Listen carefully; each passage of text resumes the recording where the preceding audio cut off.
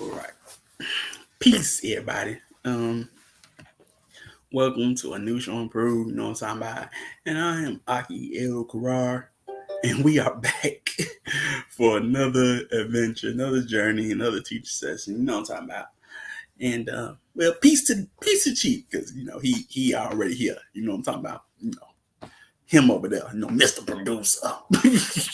You know what I'm talking about? Big ups to Mr. Producer. He in the background, checking the ones and twos, making sure everything going right, and and ready, come with the crook, just in case, want to kick you off stage.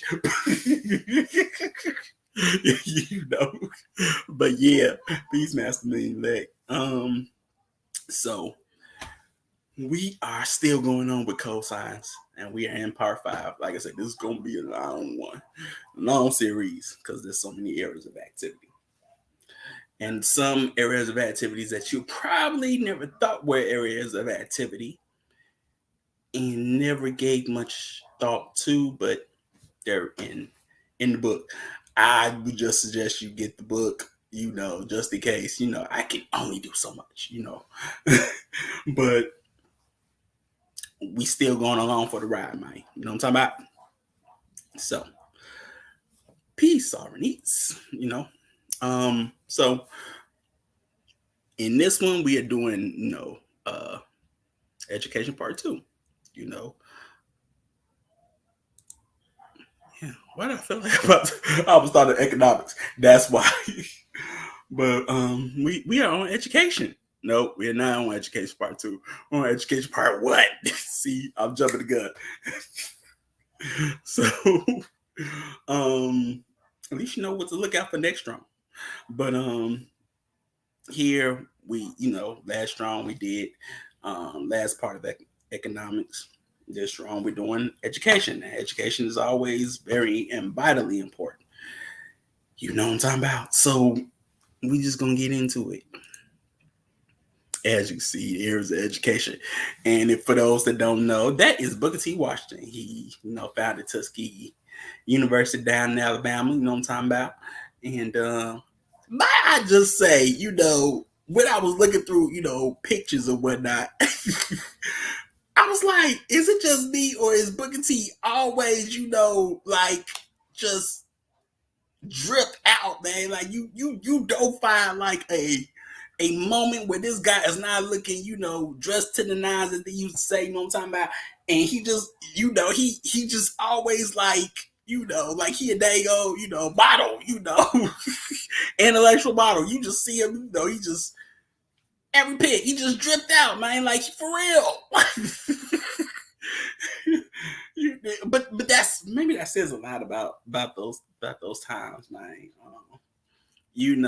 Of course, he was dripped out. W.E.B. Du Bois was dripped out, but I'm just saying, like, I've never seen a picture where he just, dressed down. I just say like that, dressed down. He always dripped out, man. But yeah, so okay, so um, like he was trying to see his. Yeah, like he like a model, but it's like I can't. Should I? it's like he had the model like eyes, but it's like, bruh, you trying to look into it intellectual, or you trying to do a photo shoot for dang on Calvin Klein or something. I don't know. you get confused. But yeah, man. Okay, so um, wisdom helps us cope with and avoid the dangers of mortal reality. As we perfect our wisdom, we become stronger in our economic stature. Consider King Solomon, who asked for wisdom and received great wealth. We should not pursue wealth, but rather pursue wisdom, and wealth will join us as the companion of wisdom. Pursue education and perception with great vigor is a lifelong pursuit that should hold, that should never be abandoned. um, regardless of your age. So, man, keep on learning, man. I'm just gonna say it like that because later on you're gonna hear Neely Fuller say it too. But keep on learning no matter what age you are, man, because there's so much in this world to know, and there's so much wisdom to be attained. You're not gonna get it all, but get as much as you can while you can.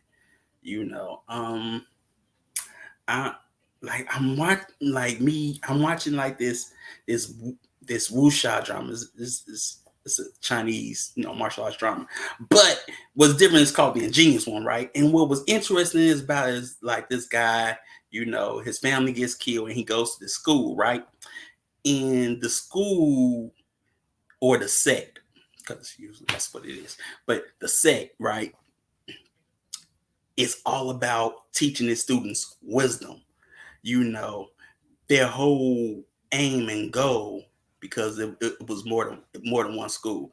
It was an offshoot of a big school, but in his school, they seek to basically um, teach their teach their students or their adherents wisdom in order to rule the world through wisdom. Now that and it was very interesting how they presented it because wisdom came in all walks of life. It was just not just book smarts, but it's also street smarts because there's a part where he has to basically scheme in a gambling den, but that was using his wisdom just to get what he wanted in a sense, but he was using all various kinds of wisdom, what I'm saying, and I found that to be very interesting. But besides all that, it's very important that you never stop learning. You know what I'm saying? I would say that, you know, um, and always pursue it with great vigor, man. Um, so yeah.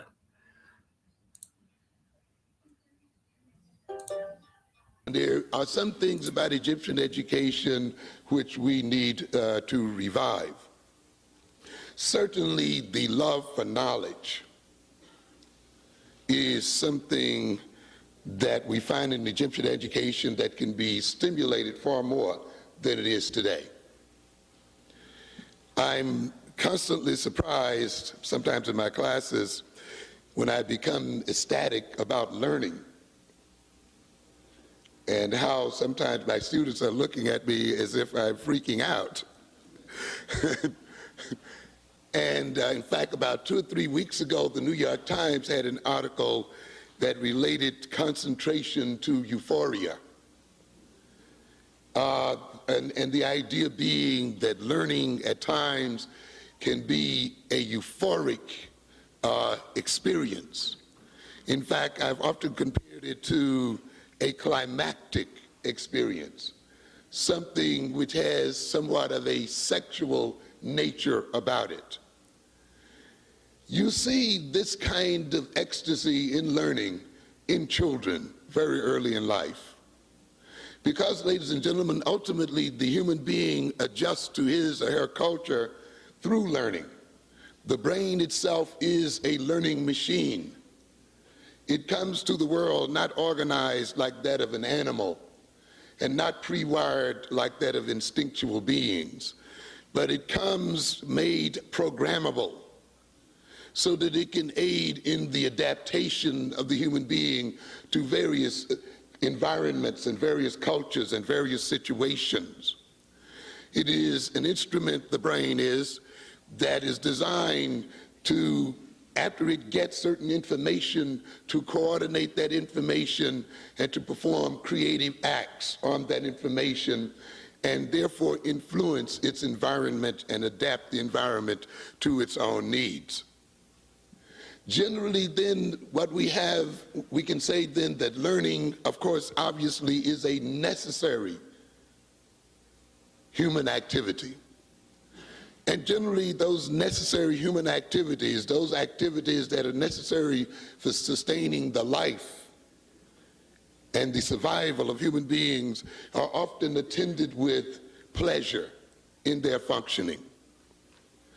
You could imagine what would happen to us if sex was painful. So in the service of life, sex is indeed a very pleasurable activity.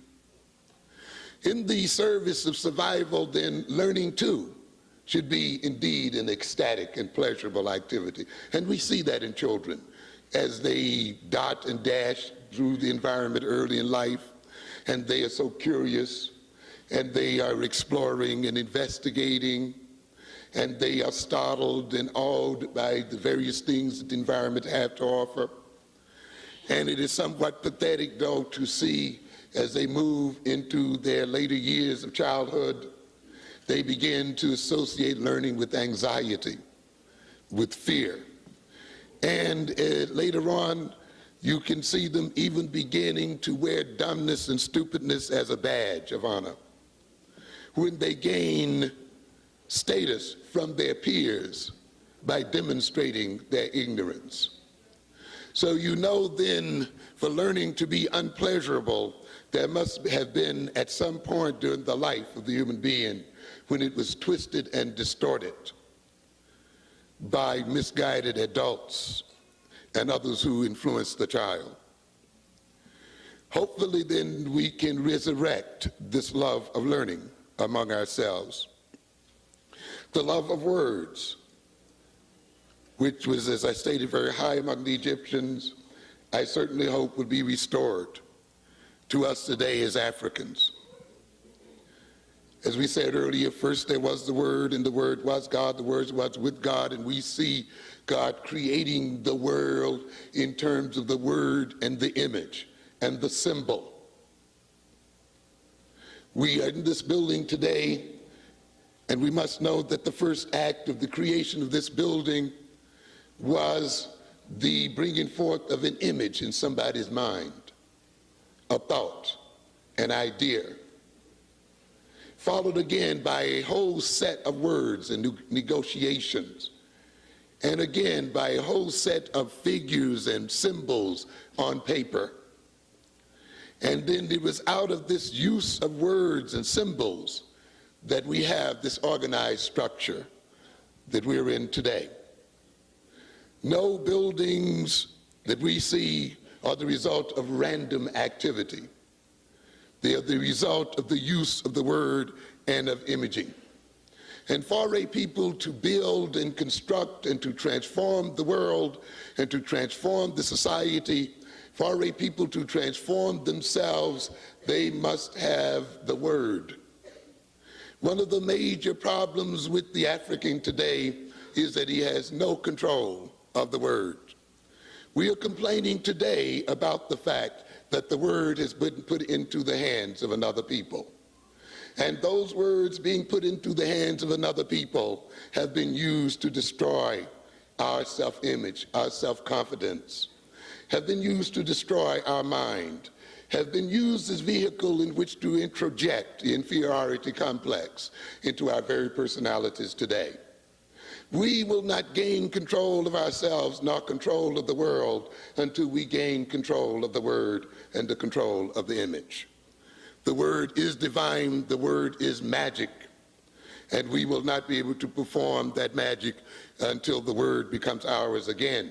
One of the major functions of the black professional is to gain control of the word and to gain control of definition.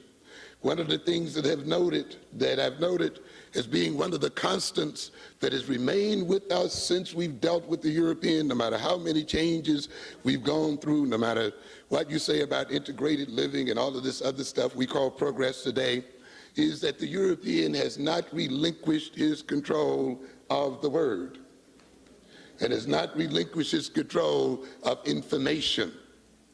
The control of information is the first step that one must achieve when one wants to brainwash another and wants to create the mind of another. The words that a parent says to a child helps to create the personality of that child. The absence of words also create personality as well. And consequently, when we talk about education today, both with this presence of words and this negative words, and with this absence of positive words, we see then in this control of words, the control of the African mind. Of course, the other thing we can note in terms of Egyptian education is the emphasis on discipline.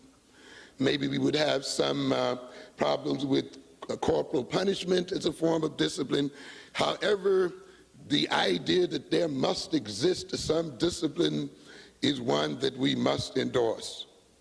When I go to schools, the first thing I'm struck with as I visit schools, particularly in the city of New York, is the absence of discipline, is a sense of disorder and a sense of chaos.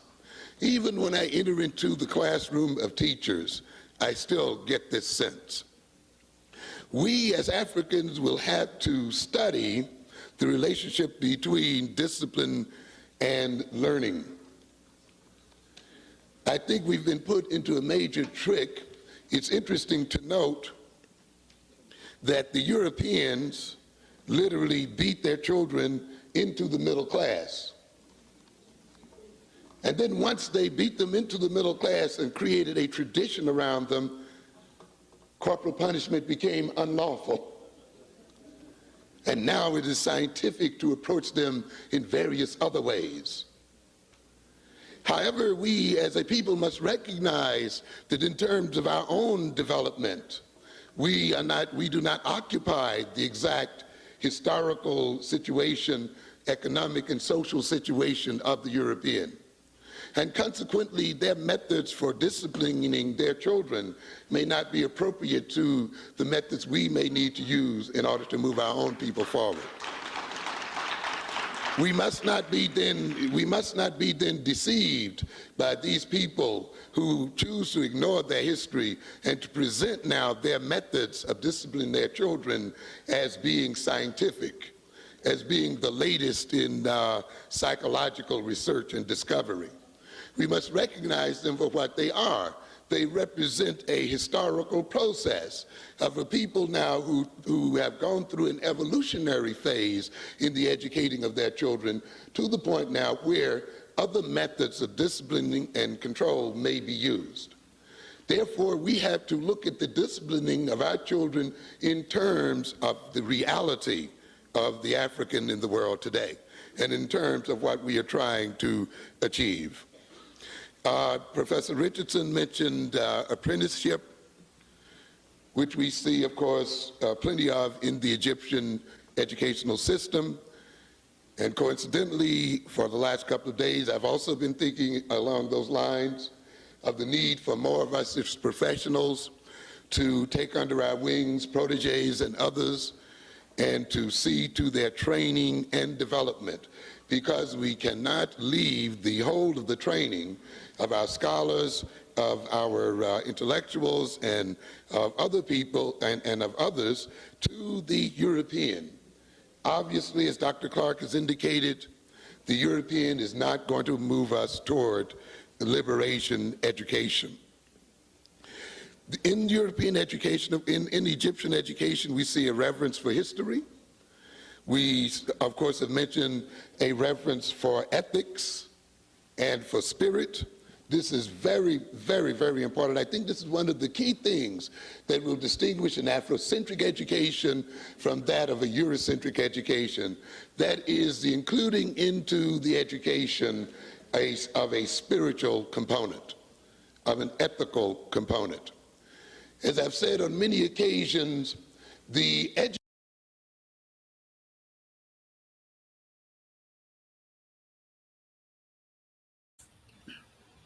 Okay.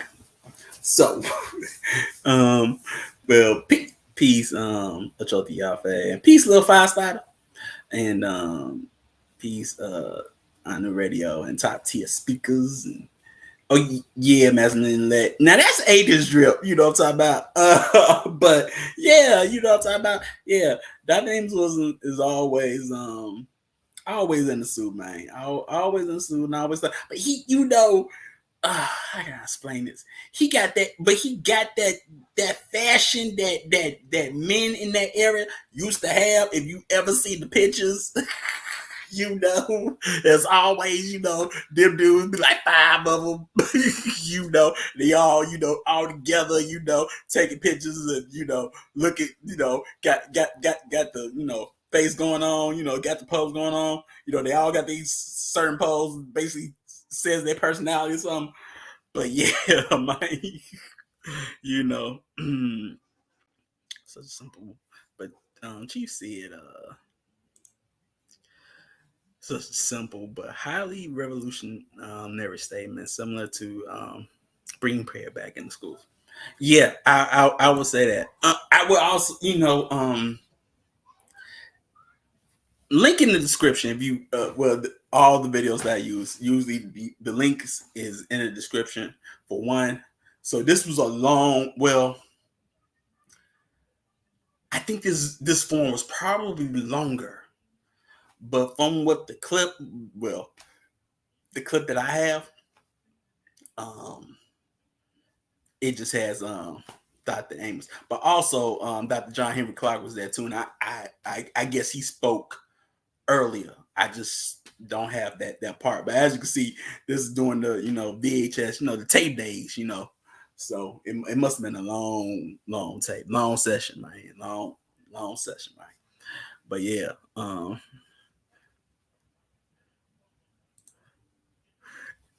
heal.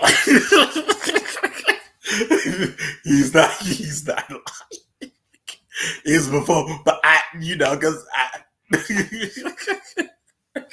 having certain family members that also play baseball and did those things, what I'm talking about, or they did in the same outfit, man. I don't know how that happened, but yeah, something like that. Hey, it is what it is. But they were looking good. They were looking good. They were looking good. So I can say that. But yeah, man. Jawanza Kunjufu always helped me to put Wilson's ideas about education into framework that is applicable for our youth. Yeah, that's a good thing. I was, but as you see, he was, man. There was just so many spots and gems that he was talking, and I couldn't. This clip would have been way longer. So I had to pick a spot. But he's talking about the education of Kemet, and trying to take from that what we could use in modern times. It made me think of, actually, when Chief was saying um, um, early um, podcast on how how uh, Masonic teachers need to be taught. Some of the Masonic teachers and what you learn in masonry, they need to teach that in high school. But I would say, yeah, this was very revolutionary. If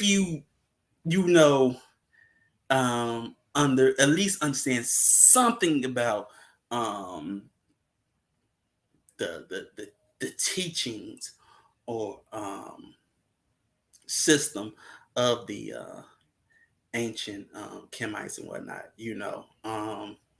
but yeah, it goes deep, especially when it goes to mathematics, and depending on your class and things on that, you get a lot of deep um, intrinsic education than you do now. You know that education can house a multi-genius like Emotep, and things like that. So yeah, I would say, man, a lot of revolutionary ideas when it comes to that. It reminds me of when like when I was in college, and I remember um like, especially when it came to the discipline aspect. um teachers used to, well, one of the teachers that I was cool with, he used to say, "Man, your professor." That's what he said. Your professor. He always he's always talking about we need more discipline in the school. You know, what he think this is, the army? Because he was a veteran too. You know, what do you think this is, the army? But he was like, yeah, we need some discipline. You know, we need some discipline at college level, which he wasn't wrong. You know what I'm talking about? But peace out to Hava. And you know, he literally had a plan for it, just like he had a plan for that system. It was just amazing to me, you know. But yeah, there needs to be discipline in schools. Um, and what that is also revolutionary, because why, you know, you always got those parents that say that's my kid and you can't touch my kid, but yet your kid come your kid comes to sue up at school, and then I'm, you know, puts my life in danger. Then what am I supposed to do? Is that still your kid then? You know, something like that. Like, you know what I'm talking about? But yeah, man, the apprenticeship model is something that I always admired, ensuring that people had the opportunity to apply lessons in real time. Yeah, you know what?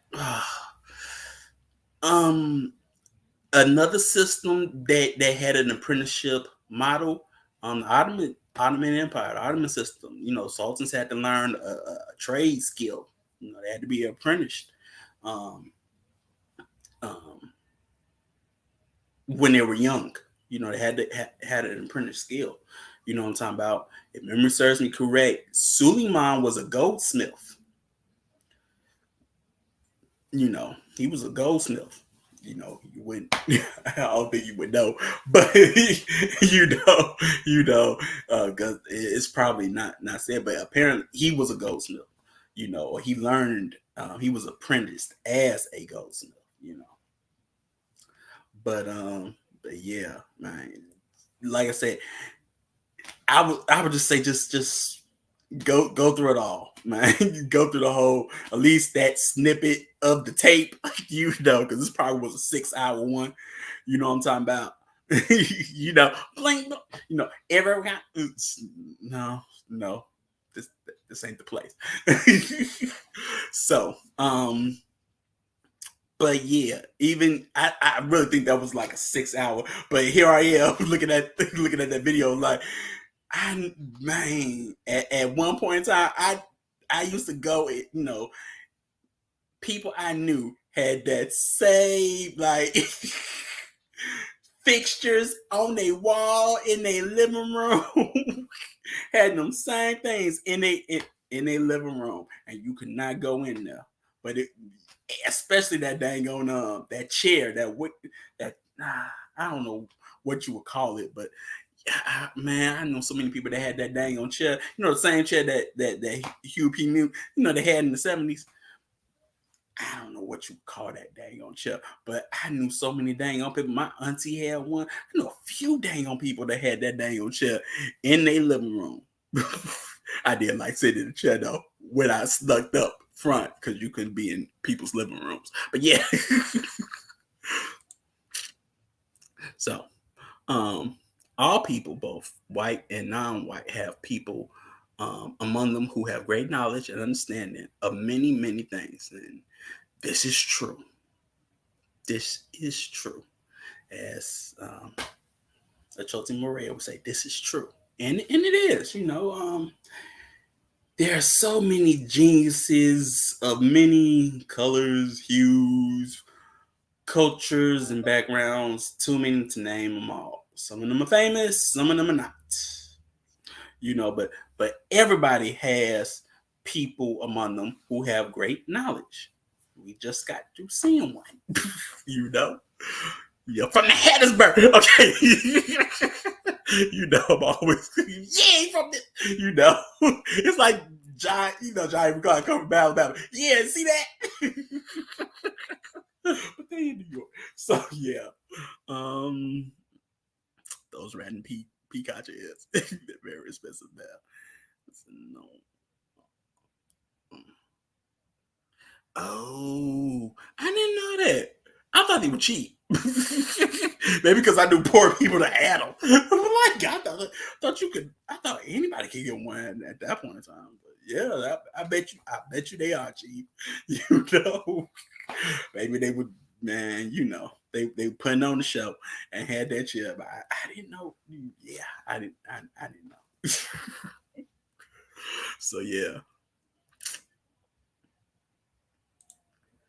Now, um, non-white people, however, do not consolidate constructively utilize or efficiently exchange the variety of things that they learn from time to time. They do not record and store what they learn. They allow what they learn to filter away. They do not pass on constructive information um, willingly, deliberately, constantly, and efficiently to those who need it most. This is one of the reasons so much of non-white people once what non-white people once knew has been lost and forgotten. I can't hit, man. You know, there is so much that is lost and forgotten. Even if you want to go back 50 years, you know, or whatever. Well, I won't even say 50 years, maybe 60, you know. Especially like if you ever seen like a great mighty wall by with Dr.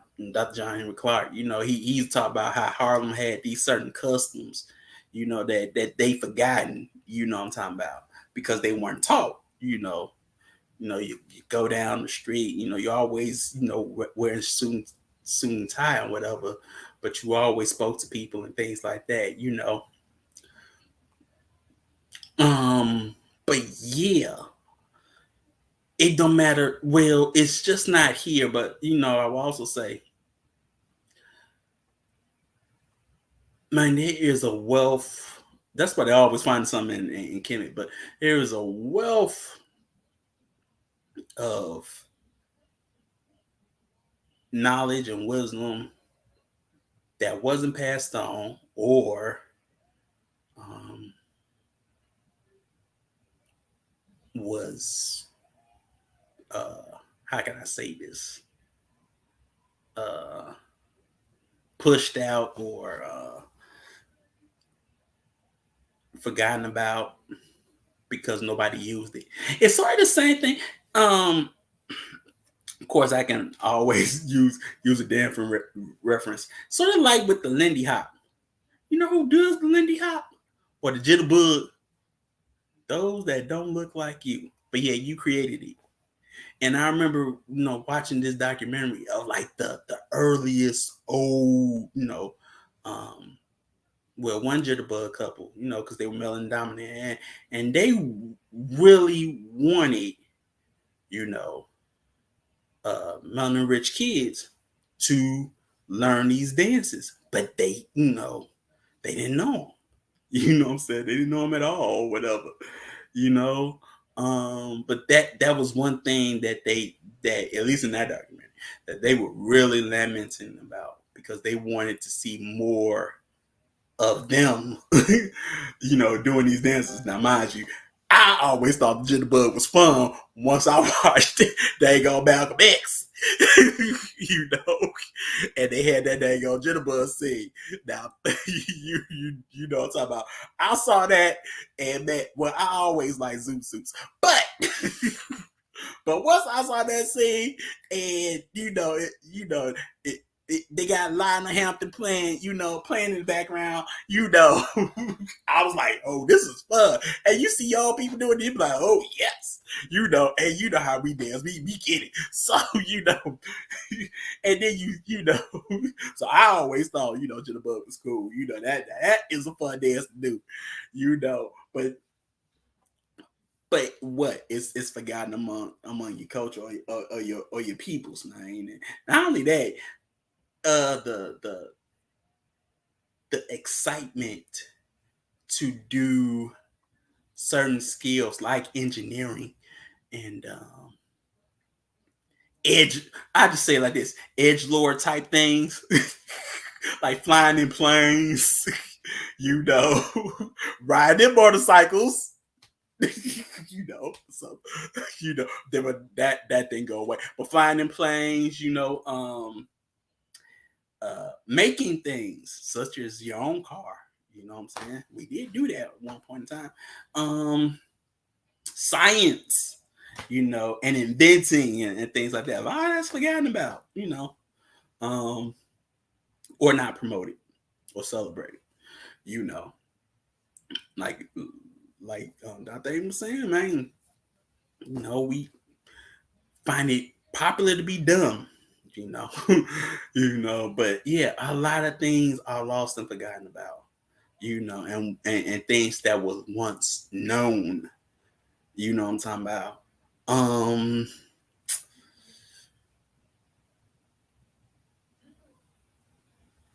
Yeah, yeah. Metallurgy, another one that was sort of lost and forgotten, especially, my melanin rich people. Metallurgy, I'll say that one. Yeah.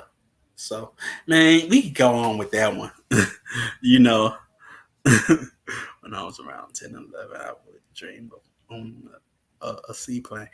Well, Master Malay, you can always learn how to fly a plane. I mean, I can't. I don't like planes. I don't like planes. Even if I fly, I still don't like planes. But if you want to learn how to fly a plane, man, you can learn how to fly a plane. You don't say. you know, you never know. You may need to be an ace combat pilot. Just for yourself. Who knows? You know. But yeah, man. I mean, hey, that's one thing that was forgotten, man. But yeah, shoot, if you want to learn how to fly a plane, that's what you want to do it. You know what I'm saying? That dream can still be alive. I mean, shoot. But for sure. Um, Knowledge is neutral. It is how knowledge is used, and for what purpose it is used. That process is value. Um, Try to learn something about everything. Take take an interest in everything that happens and in everything that exists in the universe. I would say that, man. I would say that. Because take an interest in everything. Like, I guess that was sort of instilled on me. Because my dad used to watch everything about everything. We used to watch shows on cooking. Never knew I would actually learn how to cook.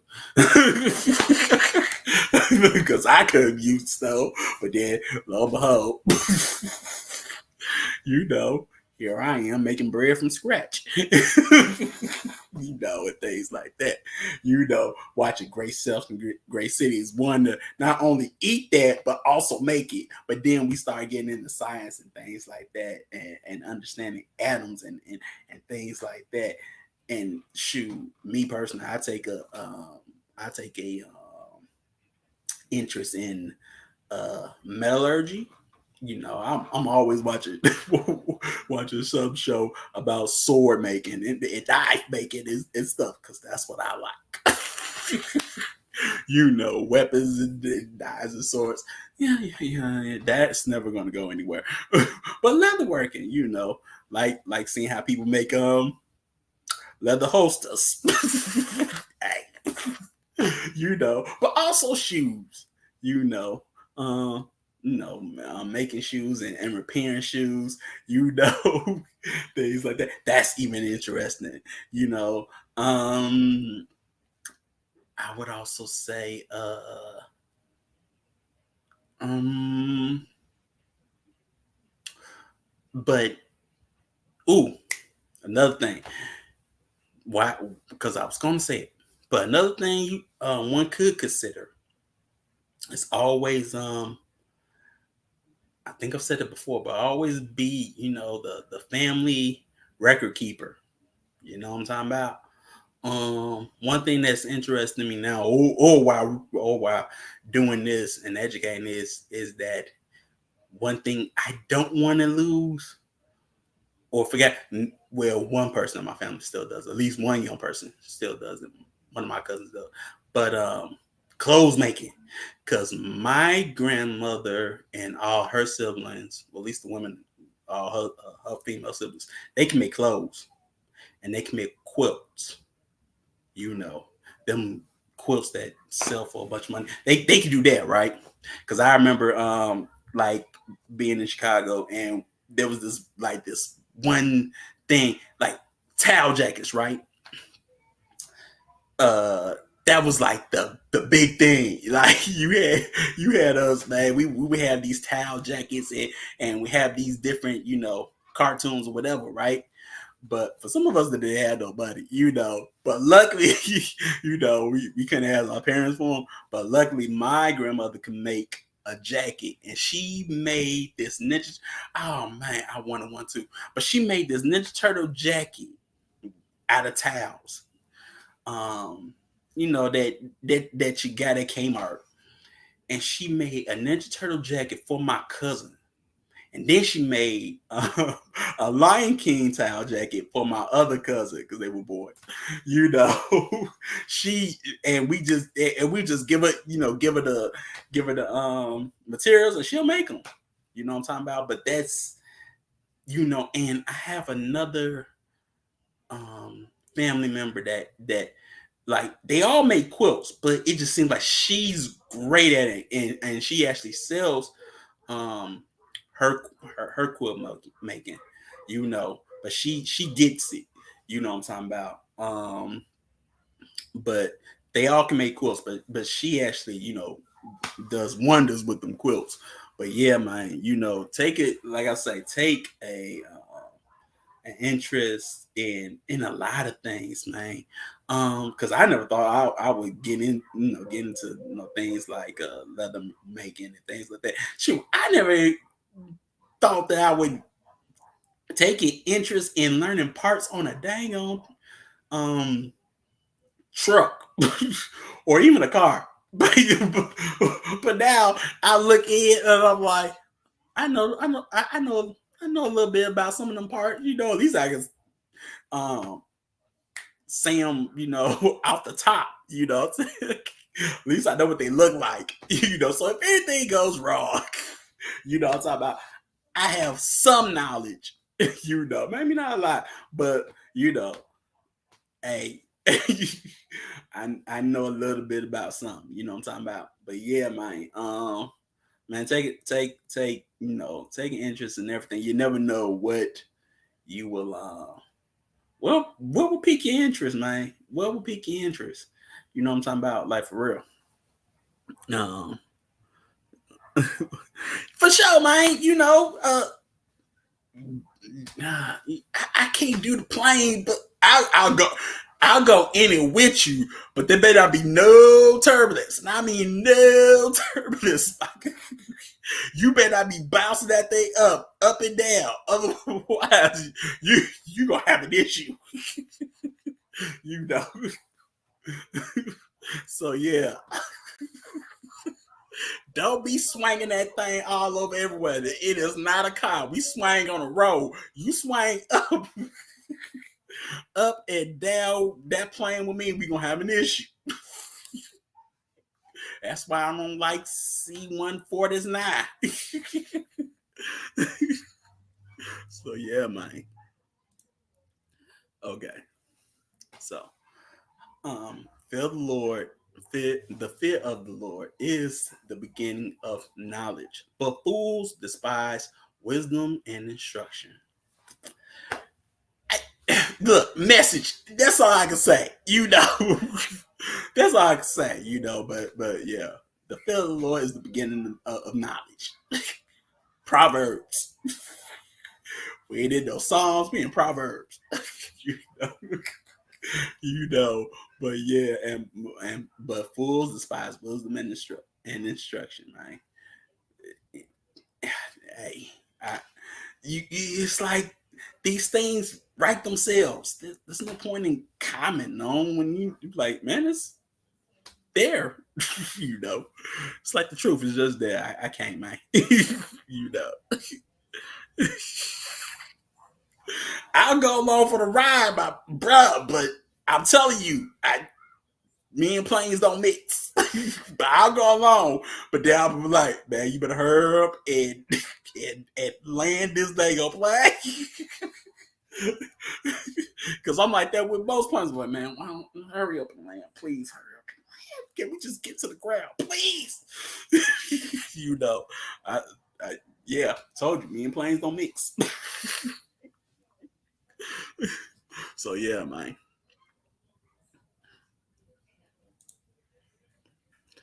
When speaking with young people and older people, tell them everything that you know that is of constructive value. Do not tell them anything or give them anything that does not serve a constructive purpose.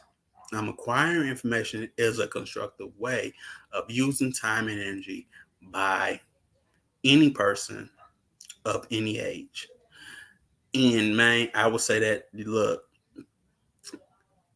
that's true. Because a lot of people tell you stuff that you ain't gonna be able to use. But if you uh always tell somebody that has constructive value, I would say that don't tell them nothing. Don't tell them no BS. Just say it like that. You know, like for me, you know, um, I would tell a young person or at least teach them geography. Maybe that just grinds my gears about the youth right now.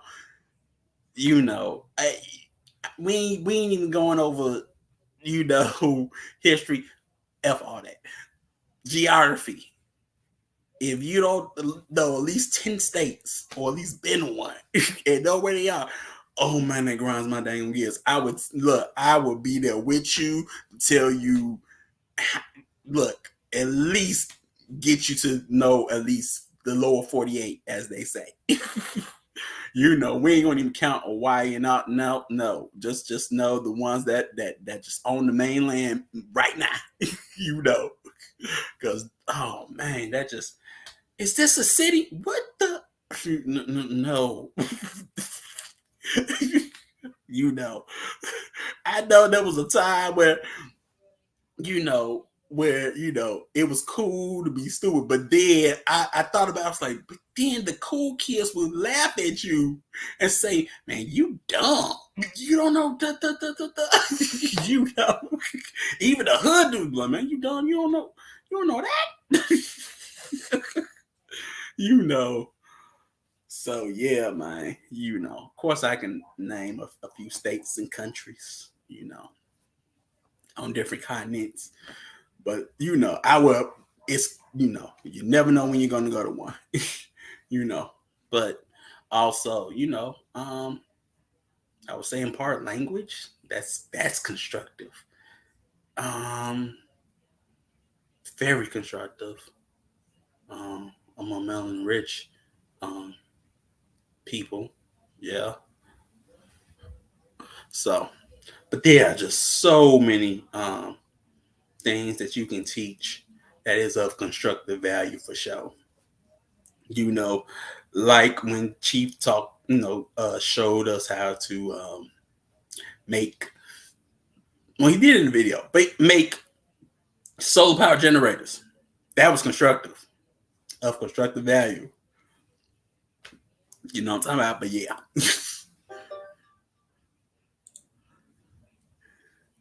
that which is taught, what, how, and why is important.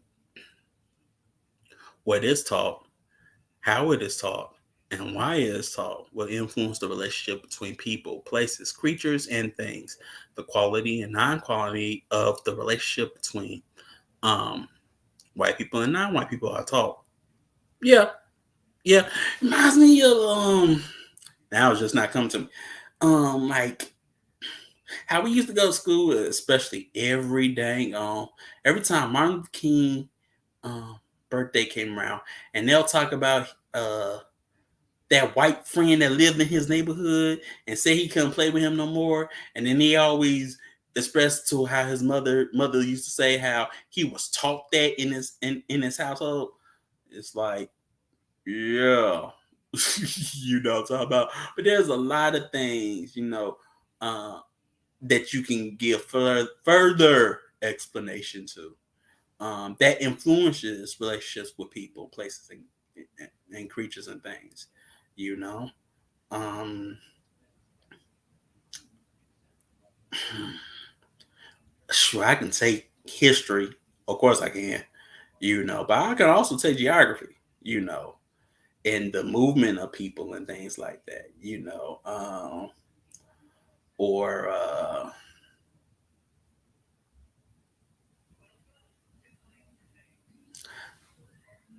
geographical climate. A, you know, I don't know if I'm really meant for the heat. I feel like I'm a cold body because I come from a cold place. But but that depending on where you are in the world, ugh, that humid heat, you know. No, my dude, no. But it depends, what I'm talking about.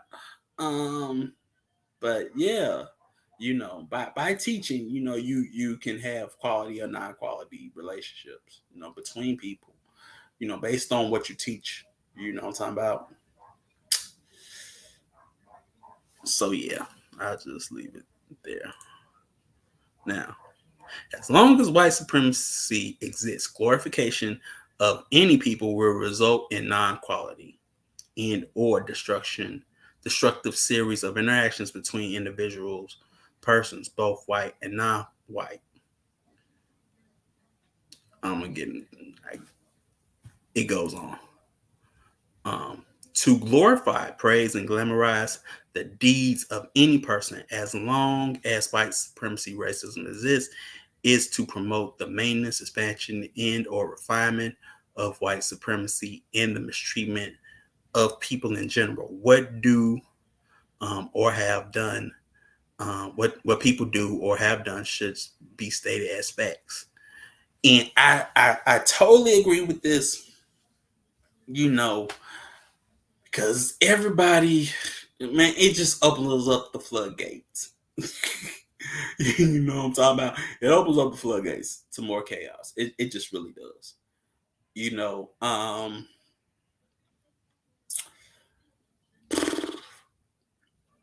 where things, especially when it comes from a historical reference, there are facts, but because people will see you as glorifying or praising or glamorizing, this or that, it doesn't bring further or meaningful conversation. You know what I'm talking about? It's like, look, because it's modern. Look, Kemites, Shemites, melanin rich people. Fact. I can't make this. I can't make it up. Okay, it's just there, and for people to just to make it as a glamorizing and out. Look, we playing card, yeah, all look, and just to put it as a like political or glorifying praise. No, I'm just stating the fact. Now we can talk about it if you want to go there. You know what I'm saying? But this is why, there you go. Dr. John Henry Clark says, I only debate with my equals, all others I teach. It's just because this is what you get. Because, you try to have these factual conversations with people, and then they want to go into uh, a whole chaotic diatribe, and then it just mistreat people or whatever, or they feel mistreated that you said this, like, oh, here they go again, claiming somebody. No, no. But Even if they were, they ain't my peoples. I'm just stating a fact. I ain't saying I'm them now.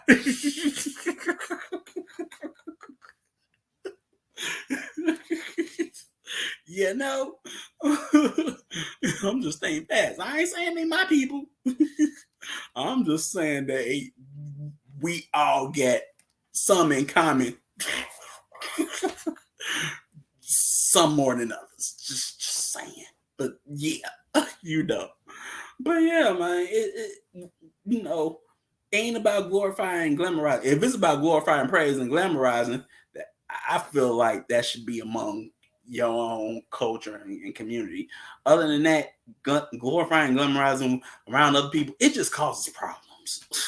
It really does. Because then they gonna try to do it. And then they're probably gonna do it, you know, make it bigger and better. It's like nobody learns anything.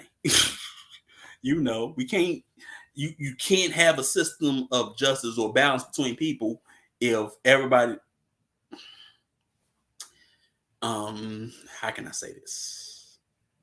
Everybody's trying to one up each other. I'll just say it like that. You know. But if you just stating facts, I mean, hey, ain't nothing wrong with that. You know what I'm talking about? I mean, there's a lot of facts, you know. But independent of feelings, you know, I can say these things, and that's independent of my feelings. It's like, man, it's just there. I'm not saying this because it makes me feel some type of way. But even if it did, that's for me and them, not for you. I'm just talking just so we can have a dialogue, you know. But other than that, nah, man, you know, we just stating facts, man. Just like how other people like to state facts, or they've been stating facts and then they come out to be lies. It's just, bro. But I mean, hey, man, you know what I'm talking about? This passage, I just greatly agreed upon. You know what I'm talking about? It's like, you know, what's another fact? What's another fact? Just independent.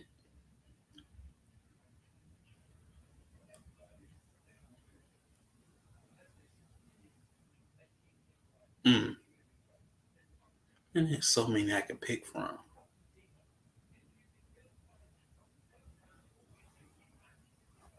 I was saying the Tuskegee Airmen were the best pilots of World War II. Fight me, but that would be glad that would be glorifying and glamorous. See, you know, you learn something. But yeah, you know,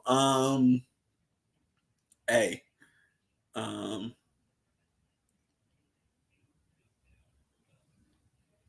George Washington Carver created so many dang on um experiments with peanuts. That's fact. But then people try to glorify and put no alphabets on his name, like, and they don't even know man's long dead. It's like what? Yeah, that's one. So yeah, but these facts should be stated as briefly as is to produce understanding. What should always be taught and understood is that people have not yet produced justice, balance between people, or made a serious attempt to do so. And this is true, you know, because we can look, have brief facts, get some understanding, you know what I'm talking about, and learn from each other. Then yeah, we have not produced justice, but you know, balance between people. Shoot, we can't. Well, I ain't even balance between the sexes. I mean, how we gonna get it? Look, you know, how many dang buses come out about that subject? And what has it done? It's shown them bringing balance between those. Yeah, it's like, but yeah, you know. make it plain, keep it simple, so that we can learn from each other and understand one another. And it doesn't go on so long where everything becomes subjective. It's all objective. I'll say it like that. Maybe. Yeah. So for sure. But you come to the observation, like he says, that you know we still haven't produced a system of justice, you know, or made a serious attempt to do so, you know. Um, do not speak or act as if you are a better person than any other person because you know more than that person. Practice using um, what you know to help others to learn what you know and to use what is learned to produce constructive results. Yeah, you know, hey, we all look. Everybody think they know more than you because they got a bigger degree than you, got an MBA, PhD, la la la la la la la. You know, but they can't. What they do not practice to help others know what they know. Which what furthers and builds relationship and produce constructive results. You know, produce constructive relationships as well. You know, yeah. Like you know, I, I yeah, I know certain things, but I swear, I feel like other people are way more smarter than me in other areas. Where I'm just lacking. But we can all learn from each other. And pick up and build further relationships. You know what I'm talking about? So yeah, man. Don't think that you're better than somebody because you know more. Cause man, I could tell you, hey, there was a period of time where people who didn't have more than third grade education knew more than people with PhDs. They just did. They just did. And were wiser. You know, for those of us who had grandparents like that, great grandparents like that. Yeah, they went well when it comes to wisdom and wealth. They went far beyond than what people had um, in terms of school. They had far better wisdom, man, and were sharp. They were really sharp. So yeah, man.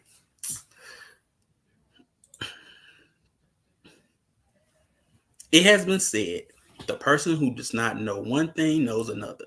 There is reason to believe that if a person has a brain, it is likely that he or she knows something that someone somewhere does not know. It is likely that most of the people in the known universe as individual persons have acquired some knowledge about something that could be passed on to someone. Hey yo, this is true. You can look, there's a lot of things um that someone knows that can be passed down, and you might as well do it because you ain't gonna be able to keep it, and depending on the age you're living, you know what I'm talking about. But yeah, man. There's just so much, especially when you live in the information age as we do now, man. There's just, of course, there is, things you can look up, but that's not being passed down. You know what I'm talking about? There's something that and you had to go out there and get it. You know what I'm talking about? You had to go out into the field and had to go get it. You know what I'm talking about?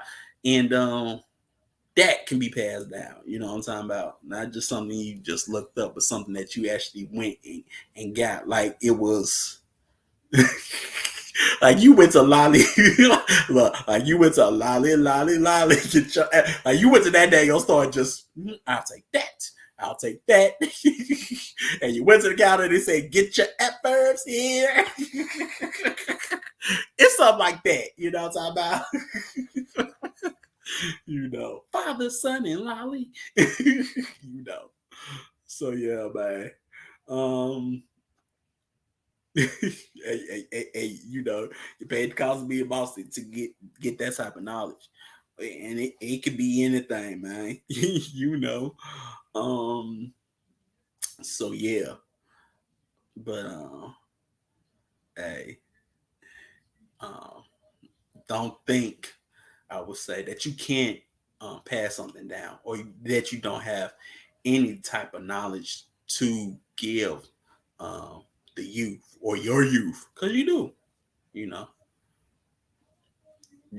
just make sure that it's constructive, you know.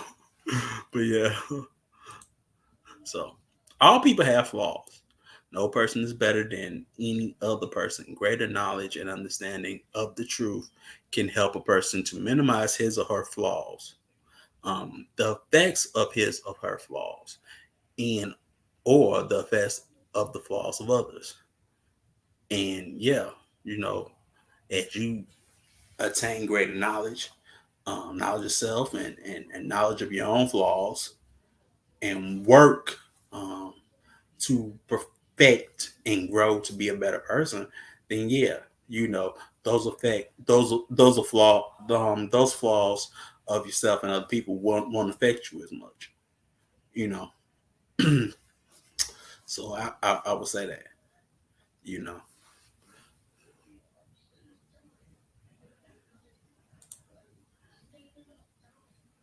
Um, do not be embarrassed because of what you do not know that you need to know. Stop being embarrassed and reduce stress by asking questions about what you need to know. Do not um, be embarrassed because you are slow in learning some or most things. Improve your learning process by staring slowly, repeating, starting slowly, repeating often, and as you learn, increasing your pace. Hey, I'm slow. I know I talk fast, and the you know my brain works pretty quick in some areas, but some I'm just as as the Puerto Rican girl. One Puerto Rican girl she says I'm Tortuga. I'm a turtle. I'm Tortuga. That's what she used to call me because I was just slow in some areas.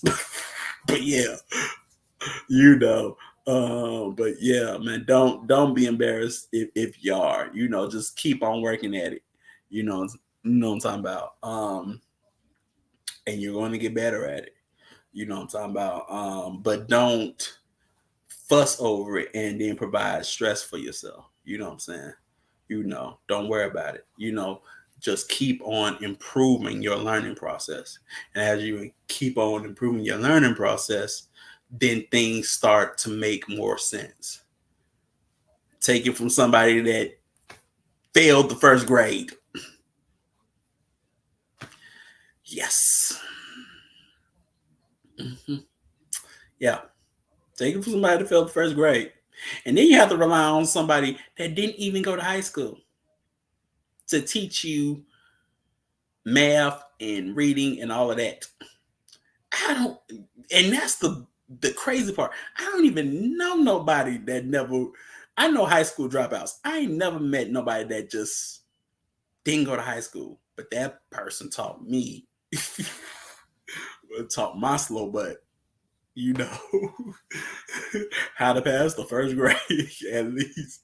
But yeah, man, you know, and oh my, you know, but yeah, it and then with that guidance, something with that guidance, my dad gave, I was able to be a little bit more sharper and a little bit more sharper, what I'm talking about, because we did a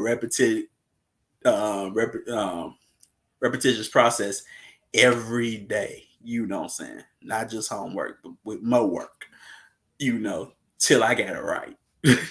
You know what I'm talking about? So yeah, it helps, you know.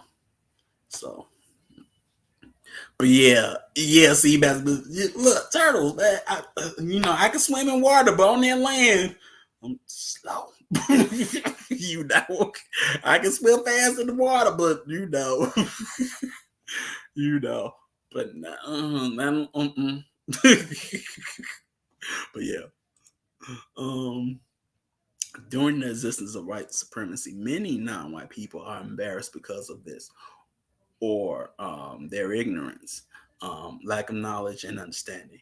It is incorrect for a person to be embarrassed because of his or her ignorance. According to compensatory logic, there is no person in the known universe who knows and who understands everything that should be known and understood.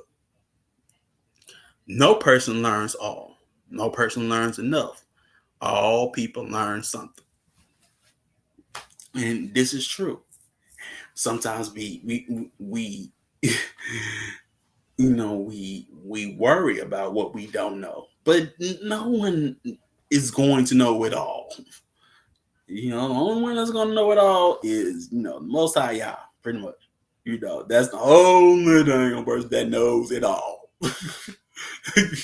You know what I'm saying? And it's like you're not gonna know. It's like it's like that last episode in Babylon 5 when okay, like Sheridan is about to die. He's this big ambassador, and he's about to die. And he gets visited by Lorian, who's like this alien ancient, right? And he's on his deathbed, and he goes out into a spaceship and looks out at the stars. And then he's met by Lorian. And he was like, you know, who are you? Why are you here? Do you have anything worth living for? Where are you going? You know, and then Sheridan's like, you know, why you here? He's like, I came to get you, to bring you, beyond the realm. He called it beyond the realm. And Sheridan's like, man, there's so much I don't understand. And Lorian says, as it should be. you know. So hey, there's gonna be a lot you don't know and a lot you don't understand, but hey, as it should be. You know what I'm talking about? You know, as long as you are further on the path, you should be able to teach those behind you. Many of us with advanced degrees could not bring a person through grade school. Yeah, yeah. I would say so. I would say so. You know, I'll probably, you know, I'm probably too harsh in my teaching, only because the person that taught me was harsh, But I got it, I couldn't be soft. He wasn't soft, you know. But then after he was hard, and you get that A, you like this one, you know. Did the praise come? But yeah, you know, it is what it is. But yeah, man, yeah. I mean, but you should be able to. You got NBA. I mean, hey, you should be able to cakewalk a person through grade school. Man, oh wow, I ain't gonna put that much on a person. I wouldn't say they should be they should be able to get out of school like three, like skip 3 grades, you know. But none of us can. You know what I'm talking about? But if you have the knowledge, I mean, you can help. If you can't help nobody with their homework, yeah, you know what I'm talking about. You can't help nobody with their homework, and get them an A, and you got yeah, yeah. But hey, school is prison, so I mean, hey, it's just general population. What can I say? you know, um, people learn some of what they need to know and understand by looking and seeing, or by asking questions and receiving answers from people who have learned from another person, and from the producer of the known universe. Some people learn some things faster than others. This is to be expected. It should not be used as a reason to embarrass anybody. Exactly. you know, some people are slow, some people are fast, in their learning capability, but it should never be um, um something to be embarrassed about.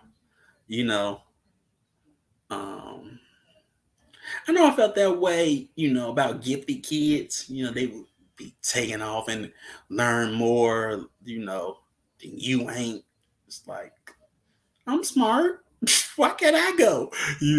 Something like that. You feel embarrassed, But yeah, like, uh,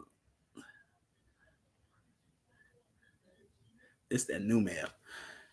I don't know if this that new math. I usually say, math. I would tell my niece, man, math is universal. It don't change. Math is universal. What are you doing? you know, math. But you know what? I'm just telling her what my daddy told me. Math is universal. It ain't hard. Math is universal. You used to always say that. Math is universal. You gonna need it every day in your life. Math is universal. So yeah, math is universal and it's philosophical at the same dang on time, and spiritual. you know, see, boy, you know, talking about sacred geometry. Anyway,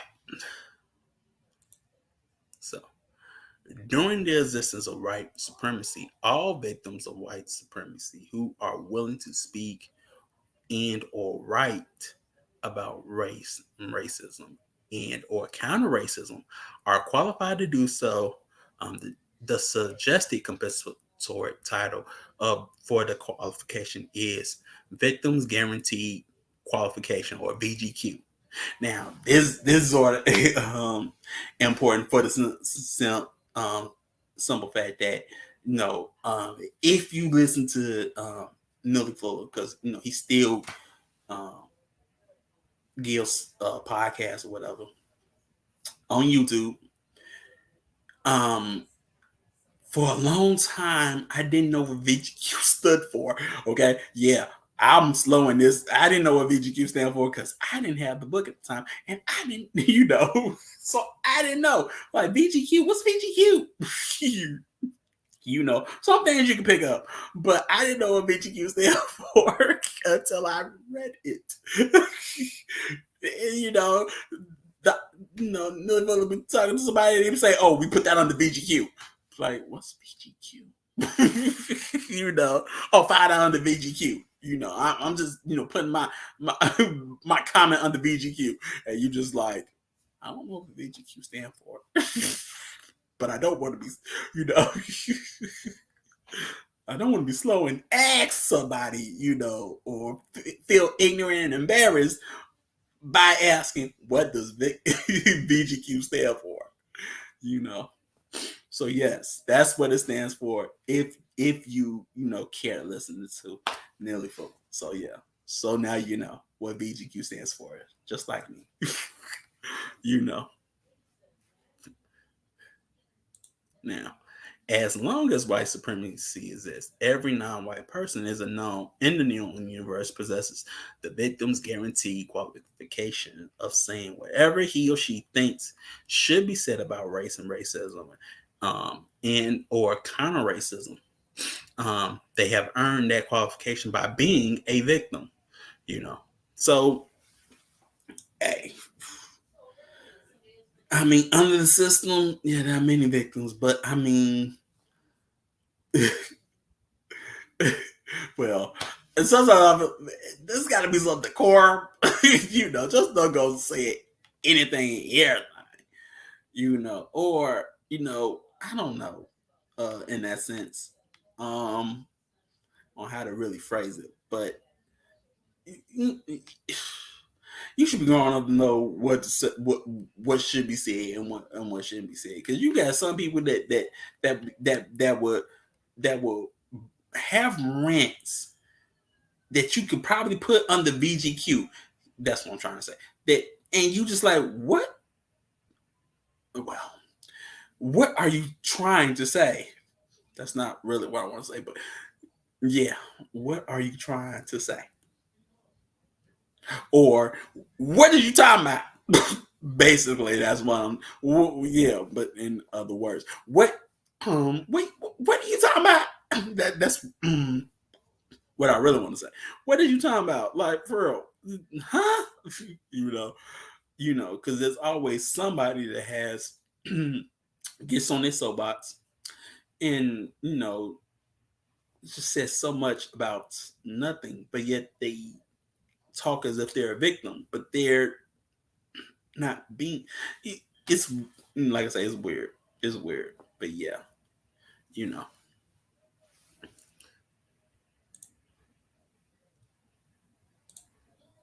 Must transform our situation drastically within the next 10 to 15 years, or else there's a question as to whether we will even be alive on this planet.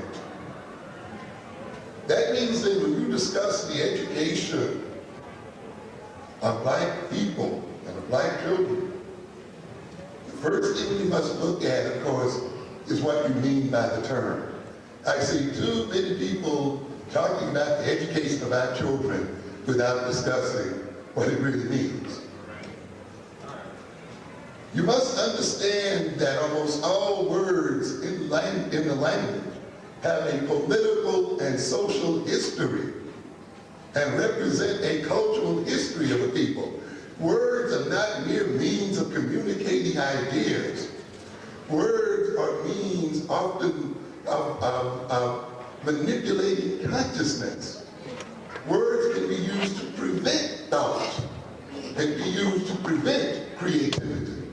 I often hear, sometimes when we talk about a discussion of educational issues, people will say things like, but that's not the school's role. What do you mean that's not the school's role? The school's role is whatever we decide the school's role is. The schools belong to the people, and the schools are there to operate in the interest of the people. There is no definition of what a school is written in concrete, such that we cannot redefine a school in terms of our own interest. But when you don't stop first and ask, what is a school? What is its function? How can it work for us? Then you lose the capacity to transform the schools and have them work for you. It means then that we don't define these terms. We will use terms that we borrowed from other people. And since those terms have been founded on their political and cultural experience, on their goals and values, we will be locked in and our thoughts will be inhibited as far as the movement of our people is concerned. We will not be able to come up with creative ways of educating our children, because we will be talking about how it goes outside the definition of education. Whose definition? Whose definition of a school? If one of the major things that African centered education teaches you is that Africans have the right and must take the right to rename the world and to define the world. One of the major reasons black children are being educated in an African-centered system is so they will take the power of definition away from Europeans. You understand what I'm saying? If you don't, then you'll never be under their control and domination. Those of you who are in the Bible, into the Bible, recall that Adam was given the symbol of domination over the earth by God giving him permission to do what? To name things. When another people names things and define things, you've conceded to them power and control. And the day that you and the African people assume the power of definition and others take that definition, then we know we have assumed real power in the world. And as long as you then use the definition of other people without thinking it through, you're still under their power, even though you may be talking about revolution. There's nothing basic as Jay. What is the function of education? To show to a degree, you see, how education, the concept of education, has a political history. Many of us are trying to explain why our children should go to school. And trying to explain to them why they should go to school. Rather than come up with the statement, go to school so you can get a good job. You know, go to school so you can be somebody. You'll say, go to school so you can have skills. Now what does that really imply? It implies a definition of education as a marketable factor. In other words, go to school so you can sell yourself more easily to others. That's almost the rewriting of the old slavery concept, isn't it? Yeah.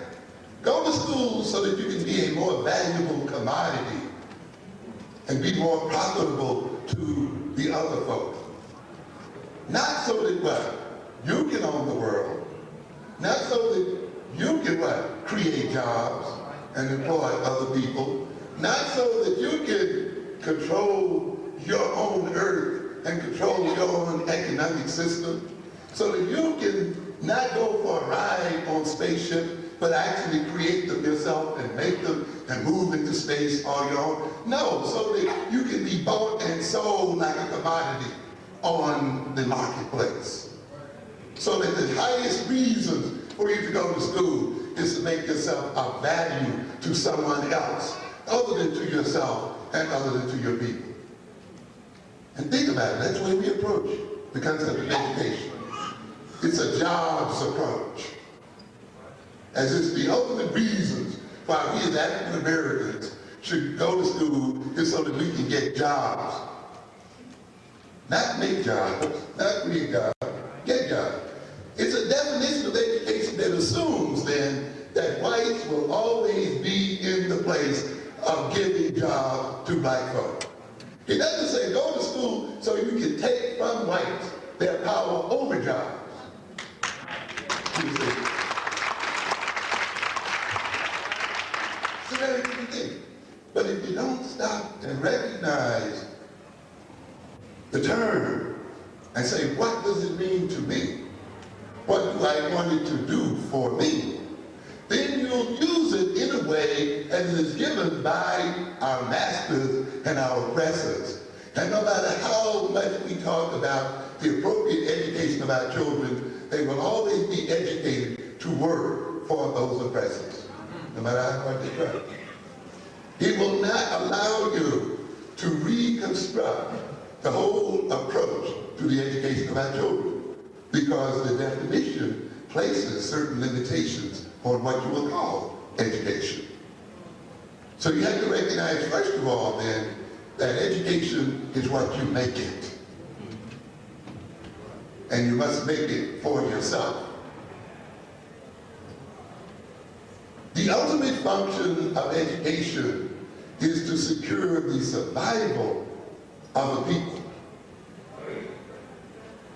Every culture engages in education, no matter how so-called primitive or how advanced.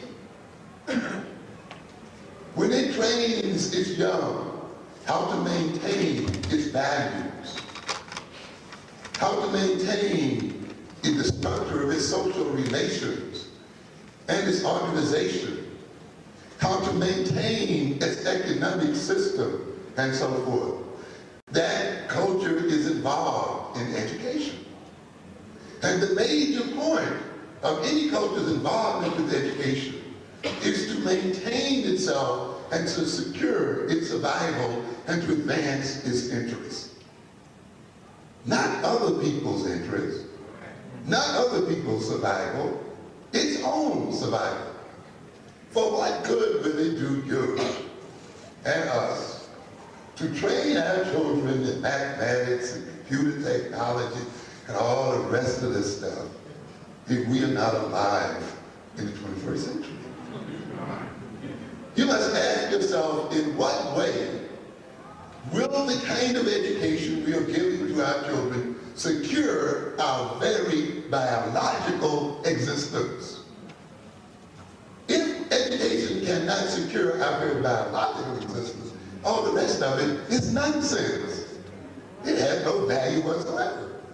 You have to look at your assumptions when you're talking about educating our children so that they can get a job and they can be accepted in the marketplace. That assumes that the other people are going to accept you in the marketplace. What assurance do you have of that? Why are you operating on the assumption that the mere education of black children and the qualifying of black children is going to automatically lead to their employment by other people? You have to be out of your mind. Whites are not under any obligation, moral.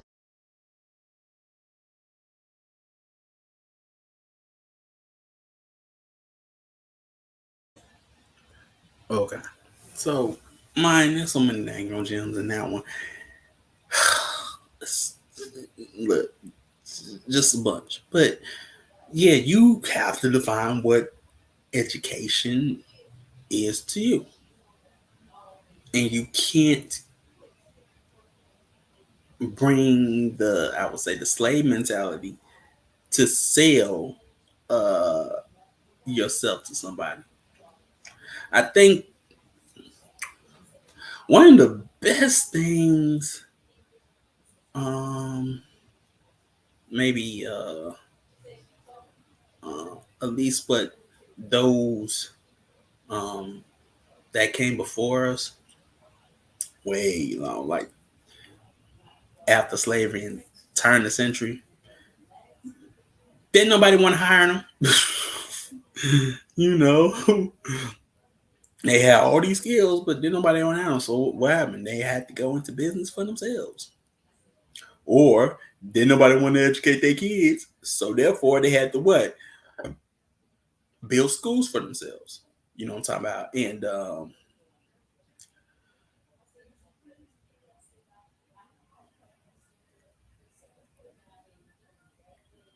there was some phenomenal things and geniuses that was awakened just by that. You know what I'm talking about? Or they had to go into business for themselves. But they went into business, you know, having the economics of their own community and culture, you know. Um, but yeah, I would say, hey yo, man, you know, learn um I don't know. Well, I do know. I don't know what you would call it.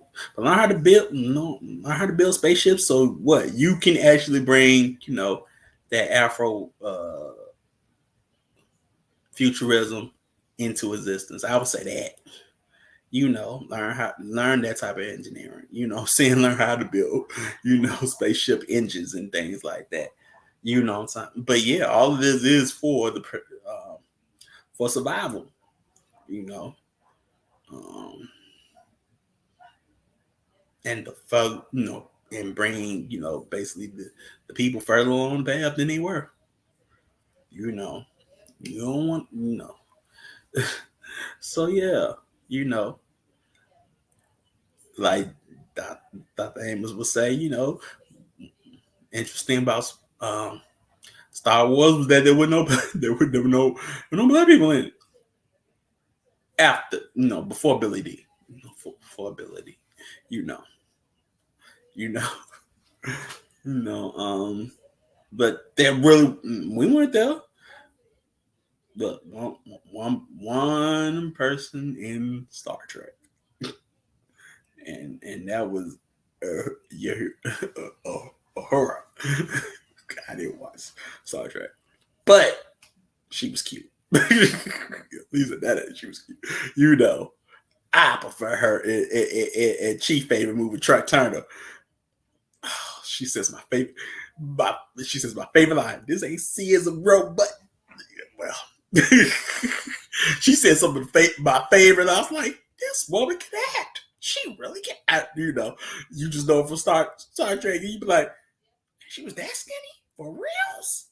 Man. Hmm. But hey, but yeah, man, you want to um be uh the innovators, you know what I'm talking about? Not just um in more meaningful ways, instead of, just things that get co-opted. Just say it like that. Cultural things that get co-opted, you know. But we always tell our children to reach for the stars, but then you know, put them in the position to actually do that. At least go up to the stars, in spaceships and whatnot, so they can colonize planets. Like you see, dang up, you know, in Star Trek or whatever, you know, you know, and show other people culture and other races, cultures, and things like that. It's but yeah, man. Like I say, it was a bunch of gems in this one. You just can't pick just one, So yeah, but yeah, man. So, one suggestions when talking about the purpose of schools,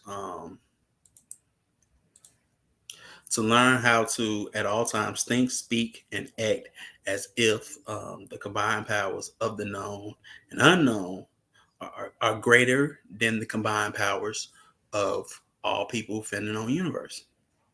Yeah, you know. Um, hey yo, y'all smoke greater combined with everything we know. Just this, But yeah, to learn truth, that which is, and to use truth in such a manner as to result in the production of justice, balance between people, and correctness, um, balance between people, creatures, and things.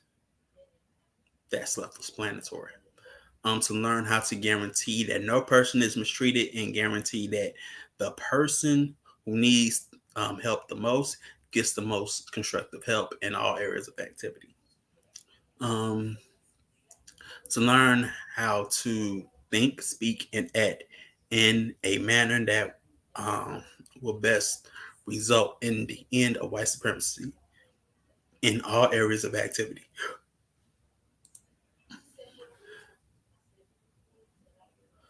Yeah, you can reach for some as long as I can still see.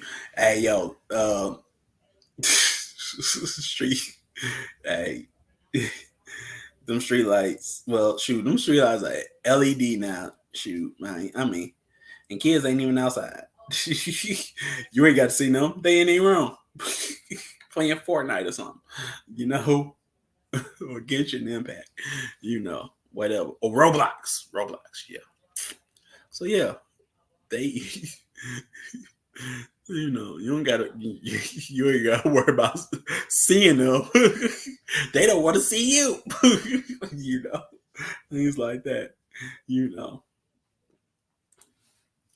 So, um, study everything that the white supremacists are forcing you to learn, but invent new ways to use what they force you to learn. You can do this by studying the words that they use and by using those same words in a manner that best helps to reveal the hypocrisy, the contradictions, and the confusion produced by white supremacists. Um, well, when I read about this, I thought of Malcolm X, and his many debates because he was so eloquent, um, and had good word usage. Um, of course, he wouldn't have all that unless he was taught by the Honorable Elijah Muhammad. But yeah, like he would just to me it was like he would just throw out the hypocrisy of racism, white supremacy. And I would say that also with Dr. John Henry Clark. He can do that. And Dr. Ben can do that. Especially when it came to, original Hebrews. Yeah. you know. He can do it too. Because then you'll have these sort of conversations with them, and you'll just slay them. Like they just slayed them with ease. It was like it was no contest. It was like Mike Tyson just knocking you. Well, yeah, it's like Mike Tyson one-handed quitter. It's already done before before we even get to the third round. It's like it's over. you know. So yeah, man. Now, um, study words, study the ways in which every word is used and by whom in order to accomplish what and under what circumstances. Learn how to best use the words that you choose to use. In addition, study and learn which words not to use and why. Yeah, there's just some words you shouldn't be using. You know, um, and know why. Because you never know. A kid may ask you, why don't why we ain't supposed to say this, but everybody else says it. You know, and you have to be studious and astute to give them a solid and coherent and detailed answer. I would say, you know, everything can't be is because I said so. you know, so yeah. Learn to recognize how to be alert to those words that others use that are used in a way that is confusing and or non-constructive. Pay attention, particularly, I will pay particular attention to the ways that suspected white supremacists use words. Study how to use words in such a manner as to counteract racism, white supremacy, and how best to use them to produce justice. Yeah, because people use words just to confuse you. You know, Especially, and they may even look like you or whatever, and they still use words or white supremacist words to confuse you. You know, Even white supremacist talking points just to further confuse you, whether they know it or not. you know, Still use them. Um, so you have to study the use of words. You know, in order to what counteract it. To counterpunch. You know, uh, and whatnot. Um, so the study of words and the etymological study of words are very important. She was always breaking down the etymology of words. Whether it's from the Latin or the Greek or the Hebrew. You know, um, so you know, with the little Latin that I do know, he ain't lying. I can tell you that with the little Latin that I do know, he's not lying. you know. So yeah, my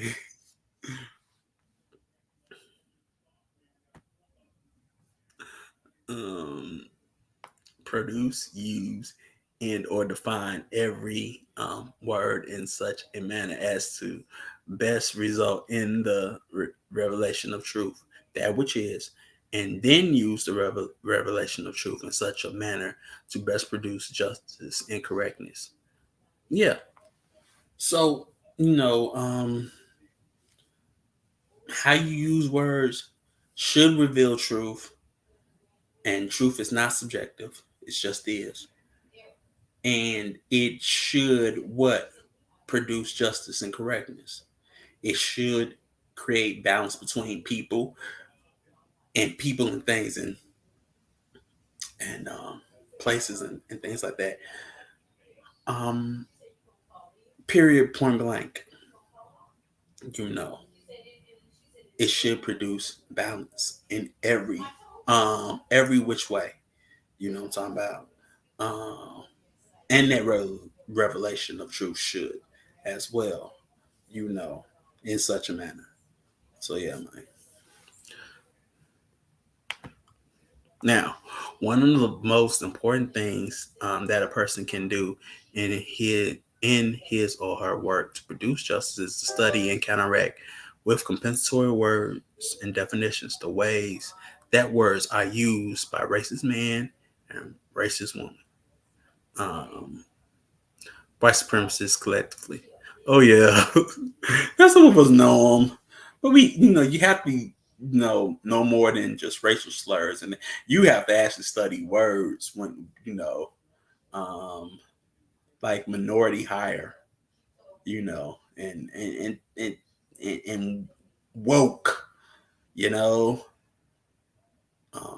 things like that. You have to really study things, things that they say, but you always hear, you know, liberal, conservative, even if you have to break, yeah, those two, you know, um, just to counteract what they will say about you.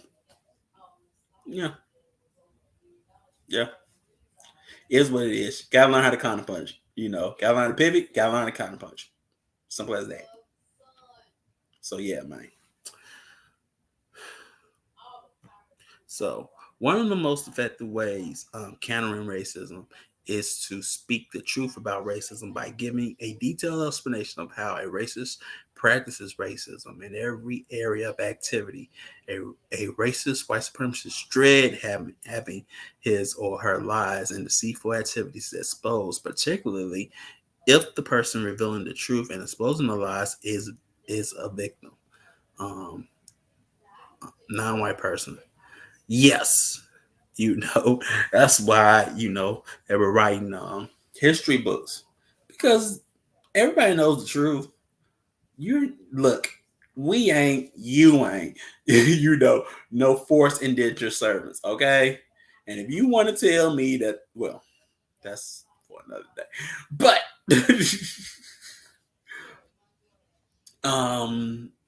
that's not what you were. Even if they write that thing up into history books, it ain't true.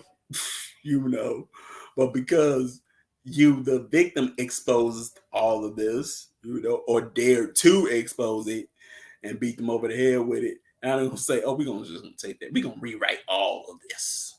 You know what I'm talking about? But you can't let up on them, what I'm talking about. But yeah, expose the lies and the deceitful activities, what I'm talking about, because there's still a bunch more, and there's some that's happening all the time. You can't let up on it, I would say, but yeah, man. So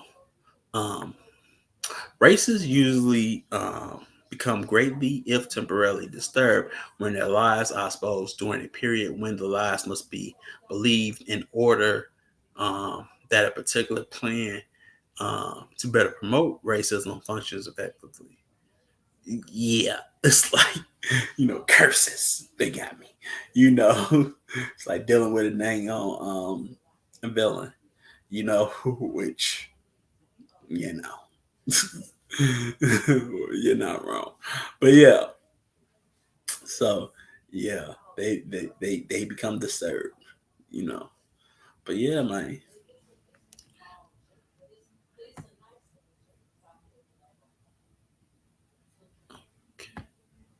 And that is a reminder. People have asked me, why do I say that? That's a reminder to me. See, I'm not really. See, everything in the code is directed both basically for me, because when I first started writing the code, I was writing it for myself. Yes, sir. And then other people started asking me. They saw the way I went about doing things on a job or something like that. And they say, Fuller, you talk kind of peculiar, but you got ways of going about doing things that, things kind of seem to fall in place. Mm-hmm. And I say, well, hey, I do it by stumbling and fumbling and making mistakes. Okay. Which is what I was doing when I started writing the code. Okay. So I said, I got to stop making so many mistakes and start doing things that work. And that's how I came up with the idea of saying, you know, I'm still learning, because I never really emphasized. I always learned things, but I learned things mostly for entertainment, like a lot of black people did. I mean, things that make me feel good and all like that. I say, well, I just got to, you know, start setting my mind set to start learning about how to solve problems. Why? Because I keep getting problems, and I'm not solving them. And so I'm going to try to learn something about how to go about solving every problem that I encounter in the best way. So I say, I'm still learning as a reminder to me. That's the reason I do that. Mm-hmm. Now, the other things that I do are all to support that, okay? But it's all about just one. I always like to say it should be one word: problem solving, constructive problem solving.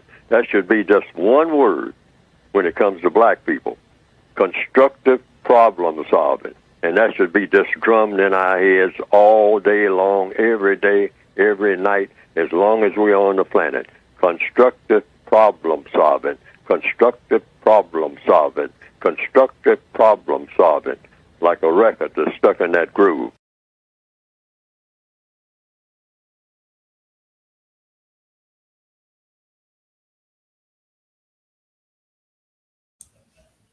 Okay. So yeah, man, you know, you're always learning, and he always says that. Neely always says that he's still learning, you know. Because that's true.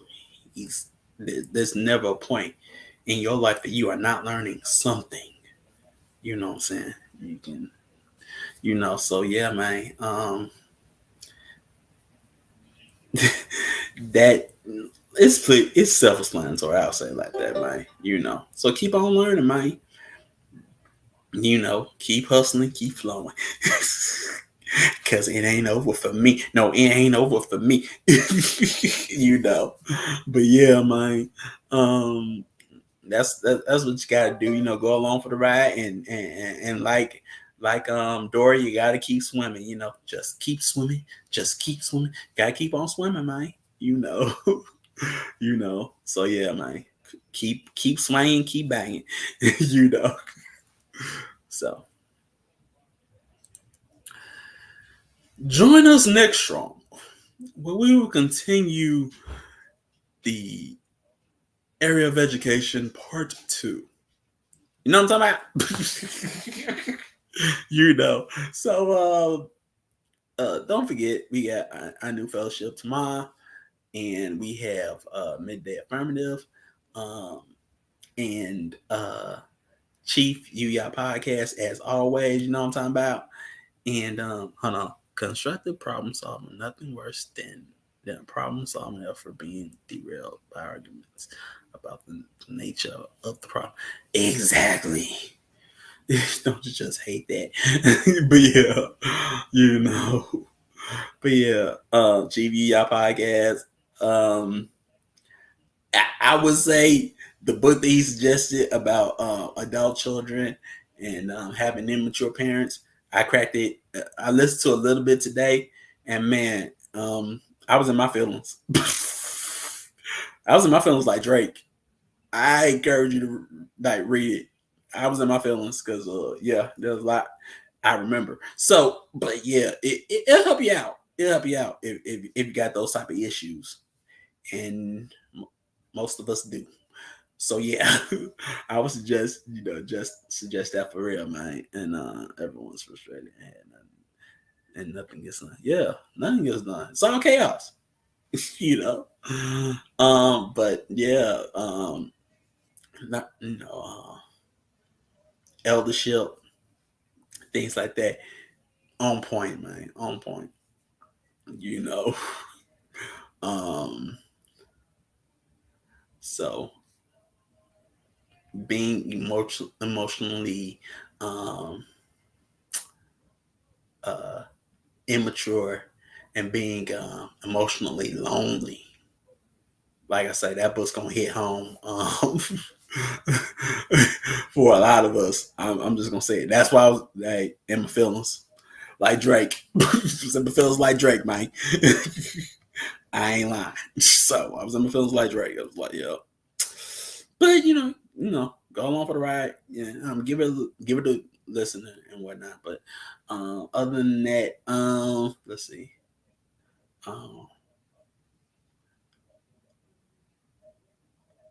Movie Veronica Decides to Die was good, man. Another thing that got me in my dang old feelings. That got me in my feelings too, but for a different reason, probably. you know. But it was good. It was good. Who knew? Buffy could act. For those that know, Buffy, Buffy the Vampire Slayer could act. You know what I'm talking about? So yeah, man. And don't forget our new retreat. Coming up in August, man. Like I always say, we gonna be in that NOLA, man. So you gotta come out and you gotta come out to Louisiana and you got to, come fellowship with us, and bring a musical instrument, Come be part of the ensemble. you know, you know.